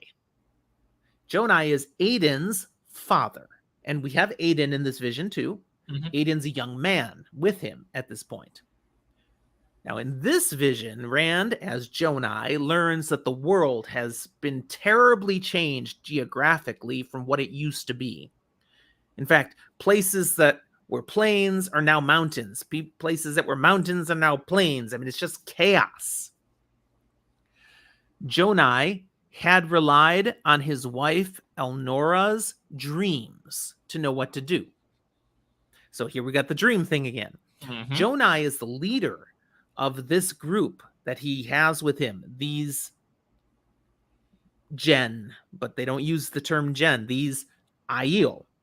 Okay. He leads thousands of Aiel, pulling all these wagons, not pulling, they have horses at this point still, but it's a mass, but he's sad. Because while he's got thousands with him, there used to be tens of thousands. And many have been lost over the years from other attacks and things that have happened. And many of the wagons of things they were supposed to take with them that the Aes Sedai had entrusted to them, yeah, they've been lost. Speaking of, they also haven't seen Aes Sedai in quite some time. So, for example, people die now of illness, when in the past there were always an Aes Sedai around who could heal you. Okay, life has become a lot harder. Aiden had a brother. Jonai references a brother who was sent away because he began to channel. Now, this brother didn't kill himself. He was just sent away. It's referenced that there are still many men in the world at this time mad from the one power. So the world is still struggling with it. It's why the geography is still chaos. Basically, what does this mean? It's still happening, Zach? If you couldn't tell from the geography and the world literally breaking, this is the breaking of the world still happening. Yes, we are in the midst of it now. We're not recovering or coming out of the breaking of the world. We are in the breaking of the world. This is something that happened over hundreds of years, the breaking of the world. So we're in it now.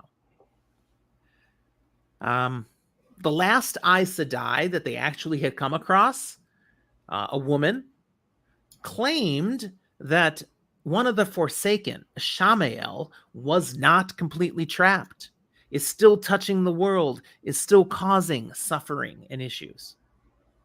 That's not good. No.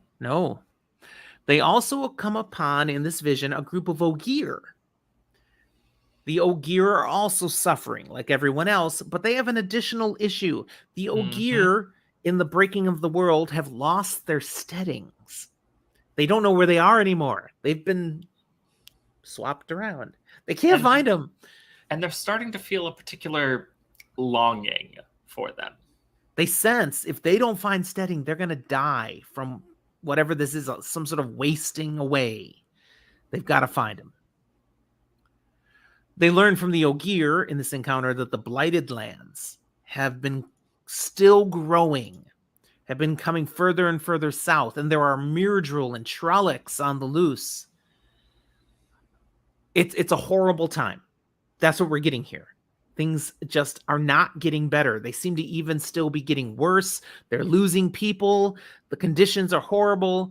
And Jonai, just despairing at how things have become, he even thinks, and no one even remembers us as Dashane anymore. First time we've heard that term. Dashane. It means something to Jonai. It's something special. They are the ones who keep the covenant. They are the ones who guard the Aes Sedai. Whatever that covenant is. Whatever. Yep, we don't know what the covenant is yet. Aiden had mentioned it last vision. They keep the way of the leaf. It's important. And in his despair, he dies of a heart attack.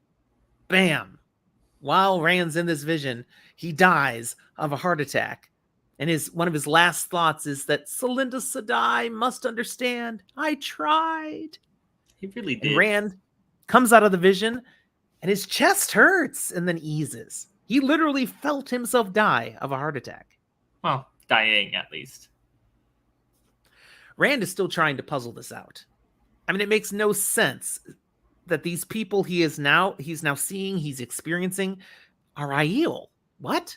And Dashane? That means nothing to him. Muradin is also clearly struggling to process the information, but in a drastically different way. Yeah. His mouth is open in a silent scream. He's scratching at his own face. It's like you're trying to claw your own eyes out, even though you're seeing with your mind, so it won't actually help you not see.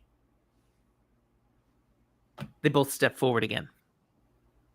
Okay, this one now. Holy crap. We're with Jonai again, who just died of a heart attack. And his son Aiden is there, but Aiden's only 10 years old. Jonai is younger. But we can't be sure how long ago this really was, because Jonai is describing himself, thinking of himself as in the prime of his life. But he's 63 years old. So what we're immediately learning here is, in some of these moments where we've seen, oh, it's so-and-so's father or grandfather or whatever, as we've been going further and further back, life expectancy is growing. Yes. Especially with this jump. So with Aiden described as being a young man in the previous vision, he could have been in his 20s, could have been in his 30s. Heck, he could have been in his 40s. It depends on how quickly life expectancies were shortening. We can't be sure there. Jonai here, he is one of these Dashain Aiel, those who serve and support the Aes Sedai. And clearly they're long-lived, but perhaps all people were back then. Because this is a vision that takes place in the days when the previous age was just drawing to a close. Kind of the ending of the Age of Legends. Yes. So Rand learns, okay, there was a city, Paradisen. That's where this vision takes place. And it clearly had experienced an earthquake. The buildings are damaged that he sees around them. The street was lined with Korra trees, but they're all dead. This guy, Jonai, he's dressed in the Katan Sor. Now, Katan Sor, that's the attire the Aiel wear. But for him, as a Dashain, this is his work clothes. This is what they wear to be in their uniform to serve as a Dashain. We see as he goes into a place called the Hall of Servants, which usually has guards and lots of people, but it's practically deserted right now. He sees Aes Sedai in a room. He goes to them. They're only women, okay, and they've got Kalendor, okay. They also have the Dragon Banner, and we see Semestra, who we come to know later as the Green Man. Yes. And the Aes Sedai are talking first, and they don't see him right away, and they're talking about how the sword weight. We have to plans. We're going to be getting together with a few male Aes Sedai who we think we can still trust. The taint hasn't taken them so far yet, because we got to put this plan into action now. And this is something we're going to do with Semestra, and it's driven by a foretelling that one of these women had. Okay, what are they going to do, Zach? What is this? They're going to create a pool of untainted Sidene in its purest form and hide away some important items, and they're going to create the Eye of the World. Yes. And they're doing it because of foretelling. But this foretelling is frustrating because it doesn't tell them how far in the future what they're prepping for is. It just, they need to do this because it's going to be needed later. How late, we don't know. So that's irritating them. But still, they must act on it. Whatever they're going to do with Kalendor also is tied to prophecy. But they can't deal with it now. Not yet. Later. They also need to do something with the Dashain because of prophecy. But here's an interesting thing. We learned these Dashain, they're servants for the Aiel. They're extremely brave. They will not abandon their commitment to the Aes Sedai, the covenant that they've made with them. The way of the leaf is Aiel. Okay, you cannot separate the two. Nope. They don't follow the way of the leaf. They are the way of the leaf.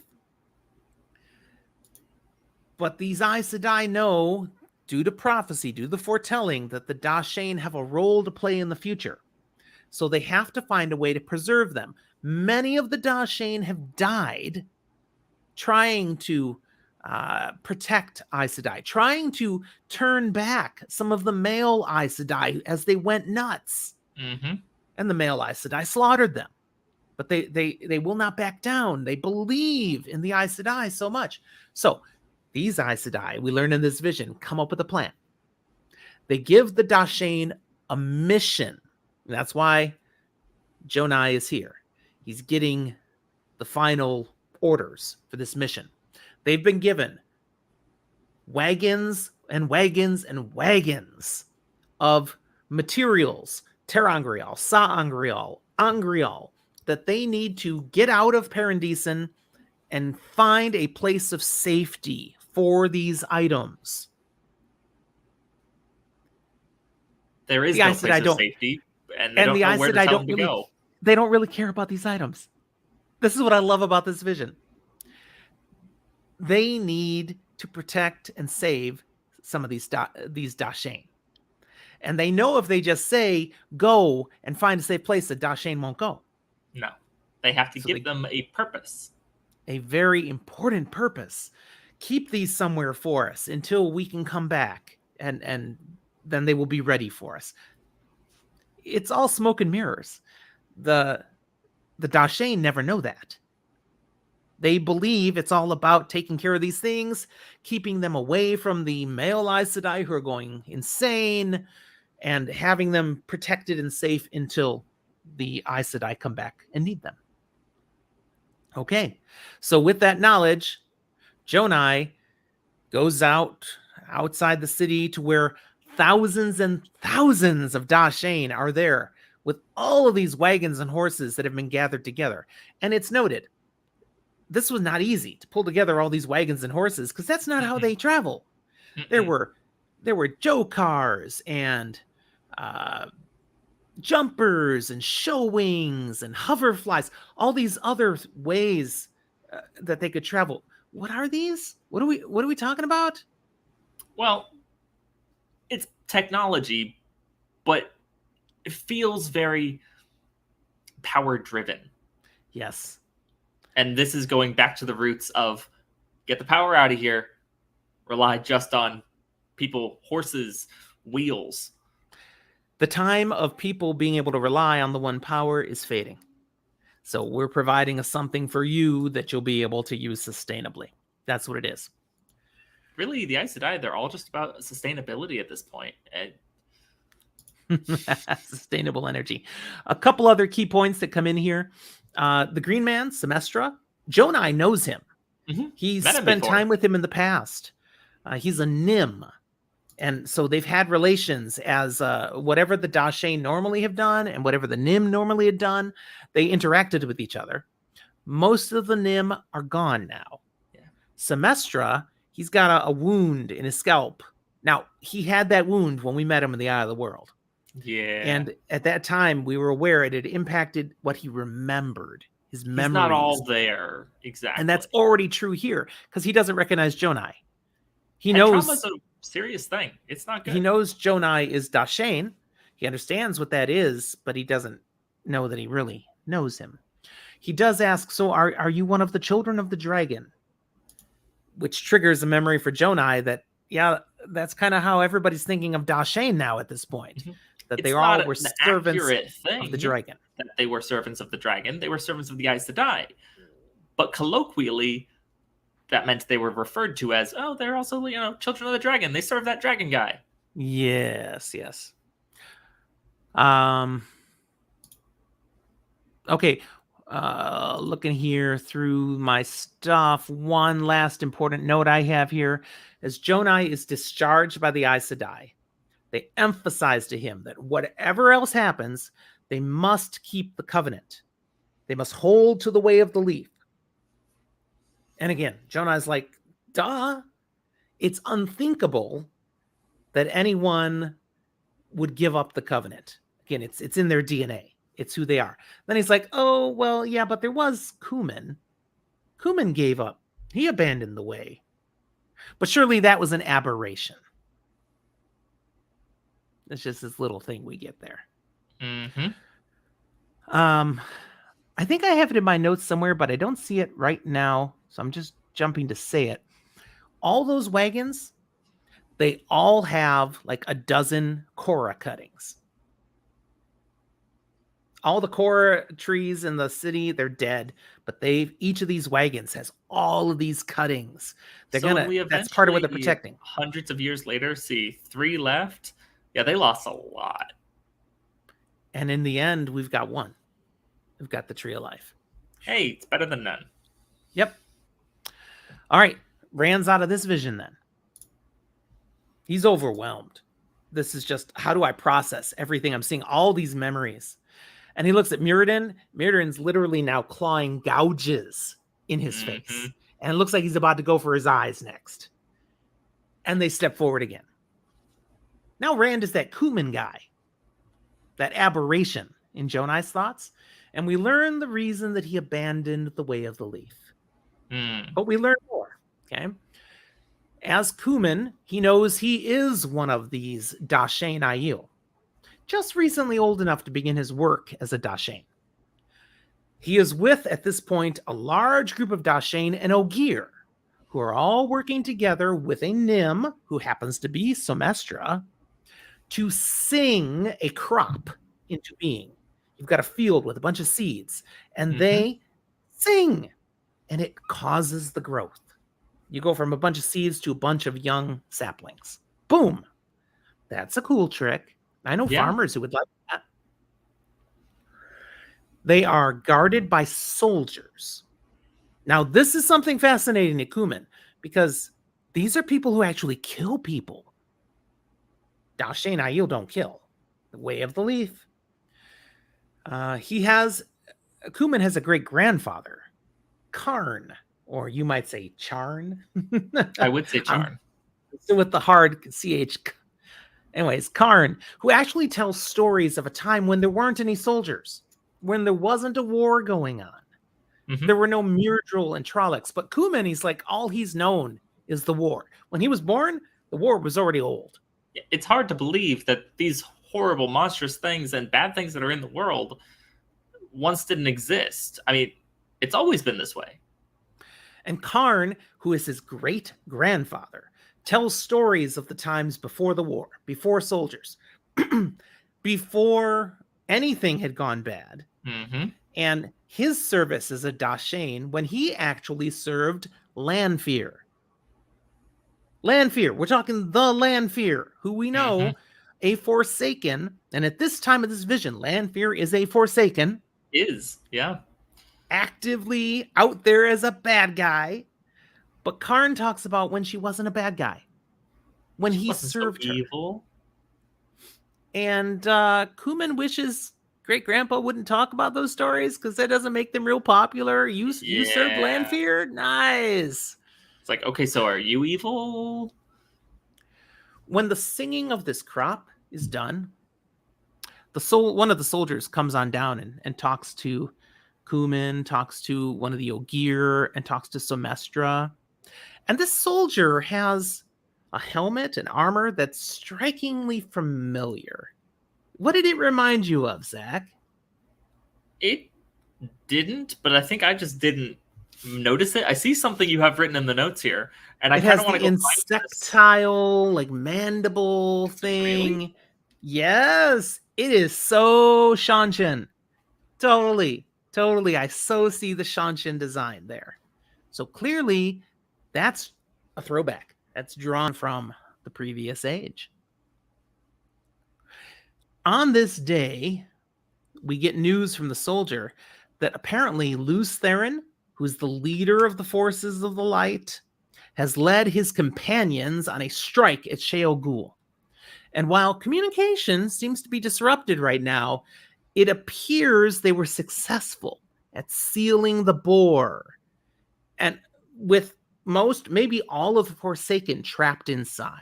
So the war may be over. So yeah, I went to look at it, and 100%, you're right. That monstrous insect's head, mandibles hiding his face, black shock visor raised. Yep. I missed it. So on this day of this vision, the bore has been sealed, and the war's over. Celebration. Now, of course, we come to know the war is not over. But at this moment, it's a brief glimmer of hope. And yet all is not necessarily good, because some people are going to be turning anger towards Da'shain. When Cumin goes back to town, he finds Karn, his great-grandfather, has been hung by some townspeople. Because he kept talking about how he used to serve that Lanfear. That's right. And so you who've been, secretly serving the Forsaken, you're going to get yours now. You can't be protected. That's all over and gone. Very shocking. Out of that vision, Rand is just like, whoa. But next to him, like literally right next to him now, Muradin has literally clawed out his eyeballs. That's not pretty. Apparently, from the description, he's chewing them. Ew. It's totally gross. Oh. One more vision. Rand becomes Karn, that murdered great-grandfather, but now he's a young man on his 25th naming day. And we see a world that is transformed. It's a place of wonder and beauty. There are Korra trees lining the streets, spreading their peace and contentment. This is the Age of Legends at its height. Yes, Joe cars humming quietly down the street like the sand speeders they are. Show wings flying high above, leaving their contrails in the sky. He thinks about the fact that, that's how people get from great distances on the show wings, but he never has to do that because Aes Sedai travel him with a capital T. First time readers, pay attention to that. That's our first mention. Traveling. That's something to cross distances using the power. We also learn here that Karn serves an Aes Sedai named Mirren. Now, Mirren Sedai. We heard Karn served Lanfear? Mirren? Maybe he served multiple people. We don't know at this point. We know he will soon need to serve a different Aes Sedai because he's ready today to announce he is going to accept the marriage proposal from Nala. So look at that. Tradition of Aiel, where the women pop the question, goes all the way back. It's right here. And Mirren Sedai had given his blessing to marry her because that means he will switch service. He will serve her Aes Sedai. You follow the woman. Tiny correction. Mirren Sedai gave her permission to do that. You said his. Okay, I'll have to play that back. I just wanted to put clarification. Mirren Sedai is a woman. I didn't mean to say his, so now I'm curious. Did I really say his, or did your ears stop working? I don't think my ears stopped working on that one. Sometimes they have. I'll find out later. Auditory processing is a real problem, okay? We learn here that Karn has red hair. That's a thing. It's a trait of the Aiel. And also the distinctive garb he wears in his Dashane uniform is something that is so respected that other citizens wear fashion that's styled after it. They want to look somewhat Aielish, Dashanish. They won't dress like Dashane specifically because that's too important. You have to earn that right. That's something of such high distinction. That's how they are seen in society. And then we see tragedy. The details you can reread for yourself if you like. Go back to chapter 26, look for yourself. But what's most important here is Karn knew that today was the day Mirren and her colleague Bidamin were going to tap into a new power source that she had discovered, a power that both men and women would be able to tap together. Unlike the one power, we have to do one side or the other based on whether you're a man or woman. And at this moment, Karn witnesses an explosion and a shockwave that occurs. And basically, we've just seen the drilling of the bore.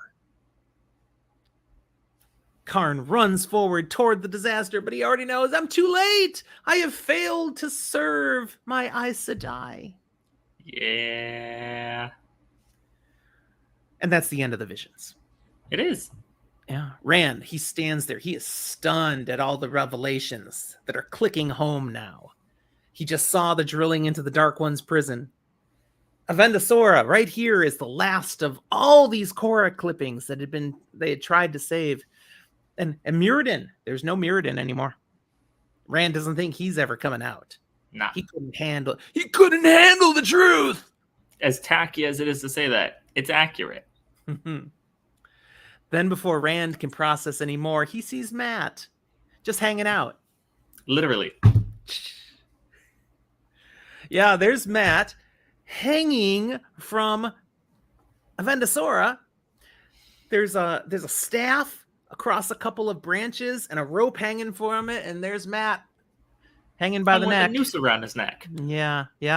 Rand, he shouts out and brings his Sidene sword and cuts him down, and Matt and Rand fall to the ground. The staff clatters down next to him.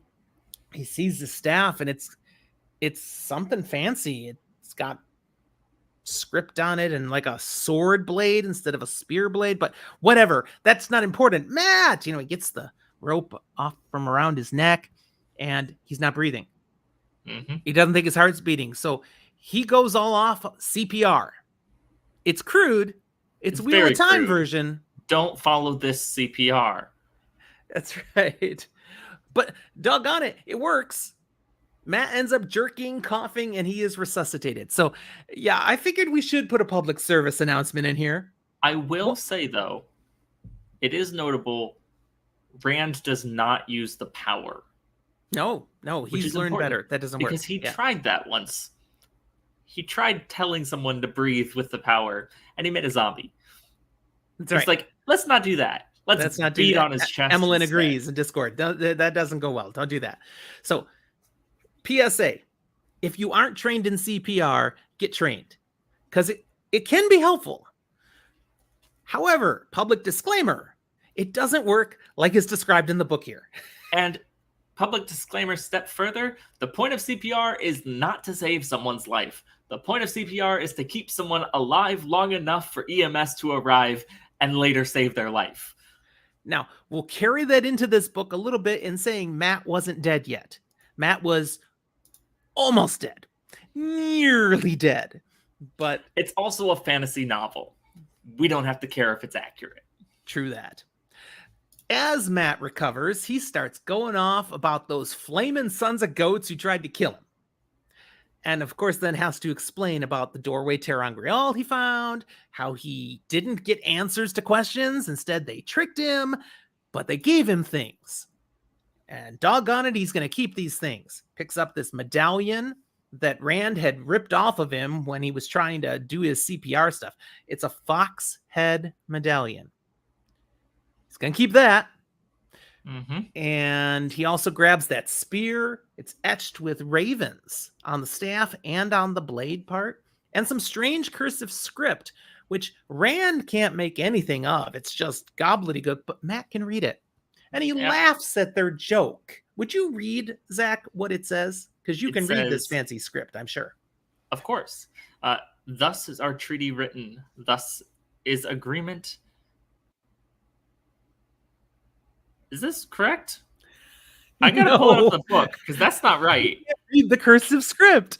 I looked at it and went, "That's not right." So we're going to the book. I don't know what that was supposed to say. Neither do I, and that's why. All right, here we go. Thus is our treaty written. Thus is agreement made. Thought is the arrow of time. Memory never fades. What was asked is given. The price is paid. So there we go. So these two guys, they begin their journey out of Ruidion. They haven't gone very far when things start to go wrong. They see dust blowing along in ripples, but there's no wind. So, bubble of evil.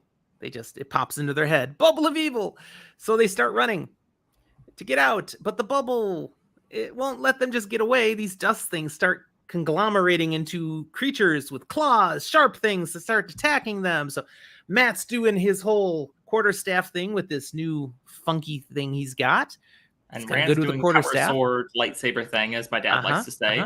Every time they strike one, poof, it goes away, but there's always another one behind it, another following. And as they even poof them, they start to reform. Yes. Finally, it hits Rand what Lanfear had told him back in Tyr, how he doesn't use a tenth of what he's capable of. And it's like, yeah, that's right. Maybe I should try something else. And he channels Sidene, and all of them at once, poof, they're all gone. Matt's like, did you do that? Why didn't you do that sooner? Because they're bloody mess from all the fighting they were just doing. Mm-hmm. Now, why didn't he do it sooner? Well, he didn't think of it. That's the problem. He doesn't even know what he can do. It's a terrible, excuse. But it's also the best and only excuse. Yeah. Unfortunately, the dust creatures start building up again. So, whoom, let's go. And they run and they hit the fog bank and they make it through and there's no dust creatures. Okay. Perhaps they are safe now. And they look around and they see it's almost dawn. Mm-hmm. They've been in there all through the night. They had no idea they were in Ruidion that long. So let's head up the mountain. Rand's like, I think they'll be expecting us. And of course, he thinks that because he's thinking of the prophecy. You want to read this prophecy? I'm going to grab it from the book again just because I don't trust you. I have this one right. Come on, try it. Nah, we're going here. He will come from Ruidion at dawn and tie you together with bonds you cannot break. He will take you back and he will destroy you. That's what my notes say. It's also what the book says. That's the end of the chapter. That's the end of the episode. That is the longest episode we have done, my son. I don't know about that. Probably 2 hours. 2 hours. I mean, after I edit it, it'll get a little shorter, but wow. What content. All right. In light of this being a bit lengthy, though, I'm going to say let's skip the spoiler room today. Let's do it. Let's just wrap this baby up and put it in the bucket as done and ready to go. All right. I'll have to tuck away some of the things for next episode spoiler room. All right. All right. There you go. We can call back to any of these in the future. You're right. I'm just going to hit our outro. And that was fun. As always. I loved talking those episodes, those chapters with you, Zach. Emmeline, thanks for being with us in the live recording. That was fun for sure. If you want to be able to hearing join the theme song that she can't hear actually right now. Yeah, if you guys want to talk to us more about this episode, other episodes, come find us on Discord. If you want to be really cool like Emmeline here and join us live, find us on Patreon where you can support us for as little as $1 a month and even join in live here on Discord. I agree. Emmeline is cool. Very saying. All right, we'll talk to you next time, guys.